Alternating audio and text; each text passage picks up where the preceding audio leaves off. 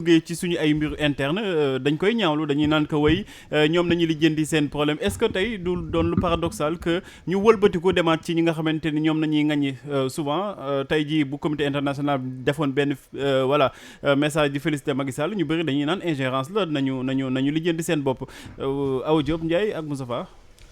non xam nga dama doon wax sànq bi may def live. dama doon ñëwaat ci le discours bi nga xam ne Emmanuel Macron moo ko def démb. te il faut savoir l'écouter. pour comprendre que ne affaire ingérence yi ñuy wax. Africains que nous sommes attachés peut-être à notre souveraineté et tout. dañ naan souvent way France day dugg suñuy affaire nangam ak nangam mais dama ne la Pape. àdduna bi am na waaju ko tudde woon benn village planétaire. am na fi yoo xam ne mënoo ne ci Sénégal ne ñun benn réew lañ de 17 millions d'habitants. benn comp bu ndaw ci Afrique. ne ñun kenn du dugg suñuy mbir kenn du wax suñuy mbir. non loolu man mosuma ko gëm te duma ko gëm. mais dafa am loo xam ne moom laa gëm. moo di ne amul benn puissance à travers le monde qui va venir faire notre destin à notre place. il faut différencier entre les deux. c'est-à-dire que on peut avoir les relations que l'on veut avec n'importe quelle puissance. mais notre destin à nous même nos destins personnels du kenn mooy ñëw wàcc jóge planète Mars ñëw du ñu ko defal. am na loo xam ne c'est notre part de responsabilité ñun ñoo ko assumer. Quand Emmanuel Macron dit que la jeunesse africaine actuellement il faut leur proposer un avenir. Quand il dit que l'Afrique vit une situation sans précédent, quand il dit que l'Afrique n'est pas un terrain de compétition mais doit avoir une relation équilibrée, un nouveau modèle de partenariat avec France ak feneen mais ça veut dire quoi que ni tey Sénégal Afrique même yeneen réew Afrique yëpp France continuera à défendre ses intérêts en Afrique et c'est tout à fait normal Pape. yow mii boo génnee ci mbedd mi di dox say intérêt ngay défendre. mais la waykat ba waxoon te ma ko doon répéter sànq rek mooy fulla mooy jaay Dakar. c'est-à-dire que tey mais bien sûr tey il faut que en Afrique am des leaders yoo xam ne ñoom ñooy nekk di mën a xool les autres chefs d'État du monde les yeux dans les yeux man loolu laa gëm.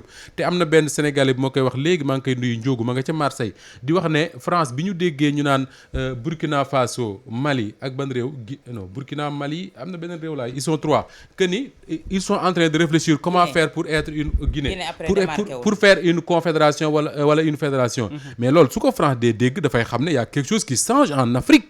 tey soo déggee le succès bi nga xam ne moom la succès Mara di am foofu la ca Tchad. di dégg le succès bi Ousmane Sonko di am fii ci Sénégal su génnee nga xam ne tey quand Ousmane Sonko fait des lives waxuma les Sénégalais yi koy seetaan parce que ñoom ñooy dégg wolof mais soo gis muy def une partie en français nga xool les Africains yi nga xam ne ñoom ñoo koy seetaan nga xam ne y a quelque chose qui bouge en Afrique. et loolu tubaab yi ñoo la ko gën a comprendre foofu man kay sama problème mooy est-ce que suñu leaders yi comprendre nañ ko mais tubaab yi ñoom comprendre nañ ko bu baax. à partir de cet instant là ak intérêt yi ñu am en Afrique mënuñu toog naan way ingénieur nangam ak nang on va croiser les bras africains yi lu ñu def baax na ah non ça ne se passe pas comme ça. Awa Diop tey Moustapha wax na ko ay kaddu yoo xamante ni moom Emmanuel Macron da koy yëkkati di ko jagleel Afrique est-ce que Afrique war nañu continuer voilà di dund ces genres de relations moom du lijjanti France am boobu ak Union européenne te bàyyi ñoog suñu destin ñu gérer ko suñu bopp. La France n'existe pas sans l'Afrique. Voilà, Moustapha a tout dit. Est-ce qu'on va continuer à accepter que France di dund ci suñu kaw. ci ñun rek la dépendre. mënuñu ko interdire mu wax li mu bëgg wax. mënuñu ko interdire mais c'est à nous Africains. à nos leaders ñu am fulla gu mët goo xamante ne mun nañ ko répondre autrement Pape Matar. répondre ko autrement moo di ne l'Afrique n'a pas besoin de l'Europe pour se développer. Au contraire, c'est l'Europe qui vient puiser en Afrique pour se développer.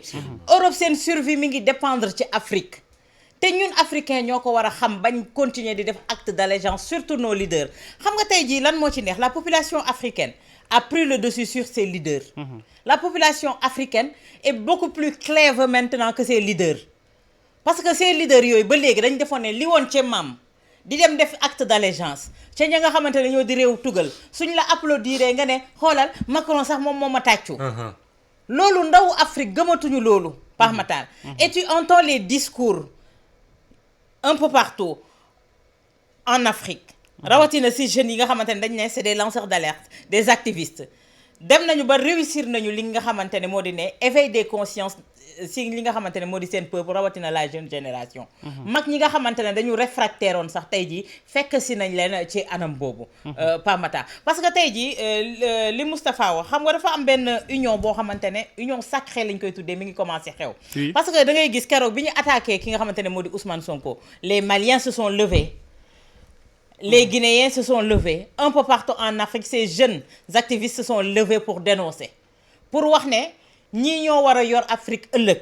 kon tey jii man Emmanuel Macron man je vais pas m'attarder sur ses propos xam nga lu tax je vais pas m'attarder sur ses propos. parce que amul droit de décision tey si suñu réew mi. naka la ñuy doxalee. vraiment. amu ci droit. si gëm wax rek la yem. wax ji nag ñun ñi nga xamante ne ñooy suñuy leader ñoom ñoo ko mën a traduire en acte. traduire en acte en quoi faisant ne ko utal ko ay limites ne ko yow fii nga mën a yem si ñu ñuy gérer li nga xamante ne moom moo di suñu réew. fii nga ci mën a yem partenariat gagnant-gagnant lay doon su ko mënul ku golo xam boote sa doom. am na ñeneen ñoo xamante ne tey jii ñu ngi toog et l'avenir du monde l'avenir de l'Europe Pa Matar se trouve en Afrique qu'on le veuille ou non. tey ce que l'Afrique a l'Europe ne l'a pas. looloo tax tey jii ñun au lieu ñuy dem doon raam di leen lebi xaalis ak yi ni mel ñu am benn goulot d'étranglement bu ñu tëyee. tey ñoom ñoo war a ñëw tey jii di ñu kii ñuy jaay neex di bajjantu ci seen kaw te loolu li ñu koy may moo di des leaders intègres des leaders yoo xamante ni gëm nañu seen bopp gëm nañ seen réew gëm nañu der bu ñuul. parce que période bañ doon wax der bu ñuul Pa Matar sénégalais wala africain kenn gënu koo clever kenn gënu koo xam nu ñuy defee gis nga tubaab yi. liñ ñu doon naxee démb ak bërki démb mënatul continuer di prospérer. war nañ leen mën a wan ne tey jii ngeen may ñu visa ñàkk ñoo may visa soxlaatuñu sax di ñëw seen réew te loolu lan moo ñu koy may des dirigeants yoo xamante ne ñoo ñuy mën a may Pa Matar ñu liggéey bu mucc ay tey dëkk africain yi nga xamante ne ils l'ont compris ils sont en train de le faire tey jii wan leen ne ñooñu tey soo demee seen doomu réew pour ñu ut visa ci ambassade yooyu amatuñu problème.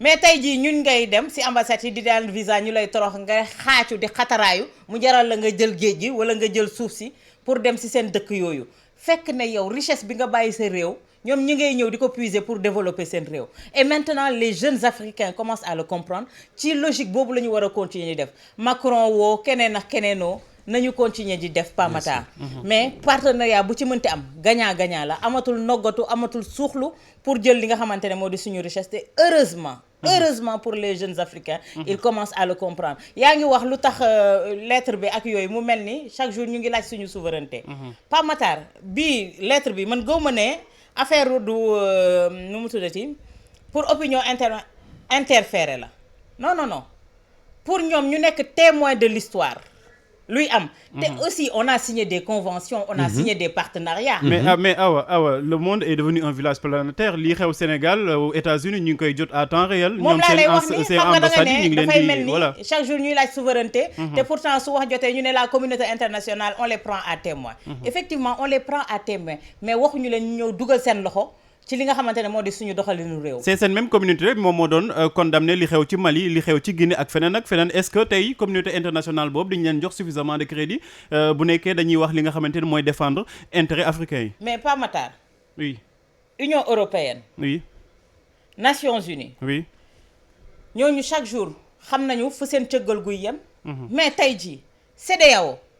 di union boo xamante ne moo boot réew Afrique yi.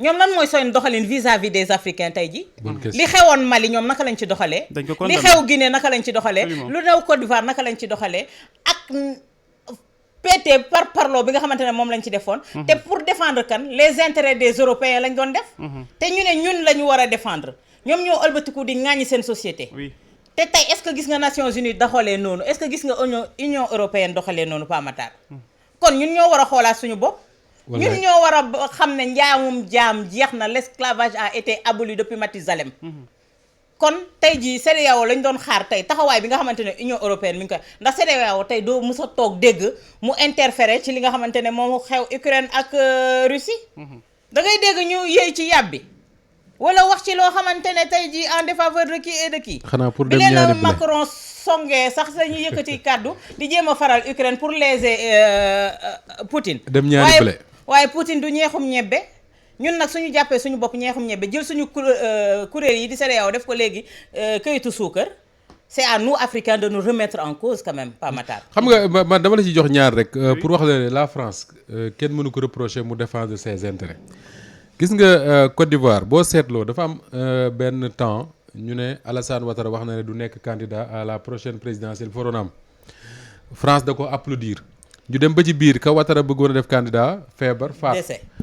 Ouattara ñëwaat ne day nekkaat candidat France applaudiraat ko xam nga lu tax parce que dañoo jàpp ne Ouattara moomu mooy seen intérêt mais français ils ne viendront pas faire l'élection à la place des Ivoiriens yi ñooy voté tey jii nii man li ma gëm mooy France ils ont beau avoir des intérêts en Afrique mais ils ne viendront pas faire le destin de l'Afrique à la place des Africains les Africains bis bu ñu décider comme ni ko la jeunesse africaine di wane.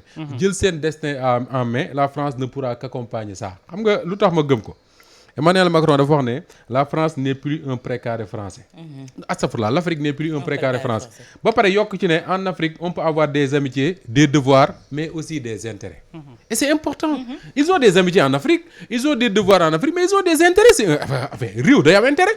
intérêt yooyu tant que ñu ngi koy mën a défendre dañ koy continuer défendre mais dafa am benn problème boo xam ne Awa Diom Ndiaye moo ko wax et ça me semble important mooy le problème c'est les leaders xam nga tant que nos leaders. oui qu'ils soient de l'opposition ou du pouvoir continueront à croire que ni si France le veut on peut être président si France ne le veut pas on peut pas y arriver mais forcément y a problème.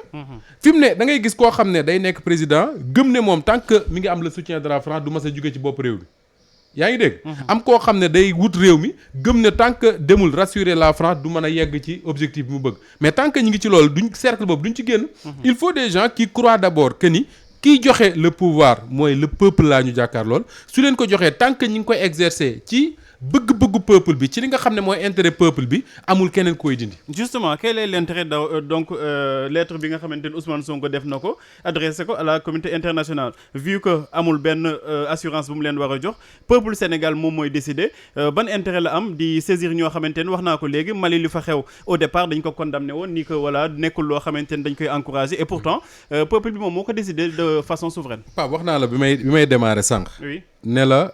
liy def le destin de l'Afrique le destin du Sénégal sénégalais yi ñoo koy def d'abord mais Sénégal googu ñun comment est-ce que je vais expliquer ça ñun nekkuñu benn réew boo xam ne dañu wàcce ci biir géej gi amuñu relation ak kenn géej gi rek la ñuy waxal non demewul noonu dañu am relation ak ay réew yu bare bare et cette communauté internationale là il faut les prendre à témoin parce que fii Sénégal jëm nii mënuñu toog naan oui on va régler ça entre Sénégalais on va régler ça entre Sénégalais mais la communauté internationale également il faut ñu wax leen ñu xam ci gët ne lii moo xew ci réew mi dama la ciy jox benn fait en 2012 dañu jékki-jékki ñu ne Union africaine xaw ma CEDEAO xaw ma kan la ci woon yónni nañu Obasanjo pour mu ñëw Sénégal waxtaan ak les leaders yi nga xam ne ñoo fi nekkoon di wut réew mi parce que boobu dañu nekkoon ci tension mais dañ ne woon mais c'est très bien parce que au moins moom am na expérience bi am na jaar-jaar bi réew mi mu jiite woon réew mu rëy la ay atam may na ko am na envergure bi mën na waxtaan ak les différentes chapelles politiques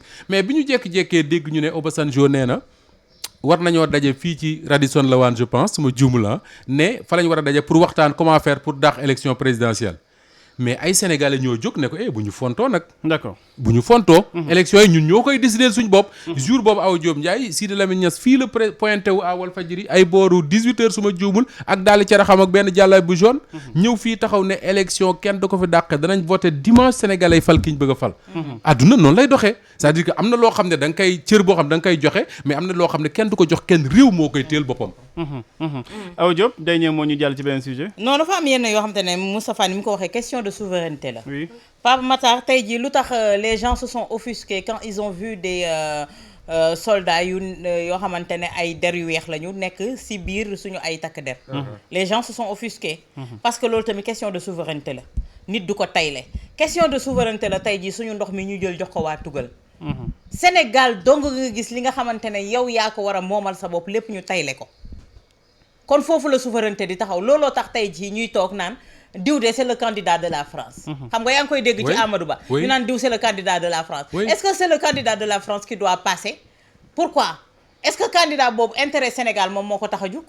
bu fekkee ne c'est le candidat de la France kooku su toogee danaan oui monsieur lu tax chaque fois ñun tey suñu fayalee président mu falu tey prêter serment tey ca ngoon sa mu jël roplaan dem France pour rendre compte et pour jëlee ji li nga xamante ne moo di cahier de charge am.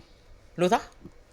loolu yëpp nag moo war a changer. moo tax ma ne la tey jii les mentalités ont changé les nouveaux dirigeants qu'on a tey jii ñoom xam nañu lan mooy priorité. Ça a changé te loolu moom moo xew un peu partout en Afrique et le Sénégal ne doit pas être en reste pas Matar.